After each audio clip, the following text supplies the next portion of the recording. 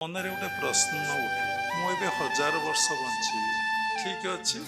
ଯଦି 1000 ବର୍ଷ ମୁଁ ବଞ୍ଚିକି ଏ ସୋସାଇଟିରେ ଯଦି କିଛି ସଂସ୍କାର ନ ଆଣିପାରିଲି, ସୋସାଇଟିର କିଛି ପରିବର୍ତ୍ତନ ନ କରିପାରିଲି, ତାହେଲେ 1000 ବର୍ଷ ବଞ୍ଚିକି କ'ଣ କିଛି ଲାଭ ଅଛି? ଯଦି କରିପାରିଲି ତାହେଲେ 1000 ବର୍ଷ କାହିଁ, ହଜାର ହଜାର ବର୍ଷ ବଞ୍ଚିଲେ ବି ଲାଭ ଅଛି। ଭାଗବତ ଲେଖା ହେଇଛି, ଯେବେ ମନୁଷ୍ୟ ଦେହ ପାଇ ଆତ୍ମାର ଗତି ନ ଜାଣଇ ବିଷୟ ସଙ୍ଗେ ଯାର ଆସ, ସେ ଦେହ ପ୍ରୟୋଜନ କିସ?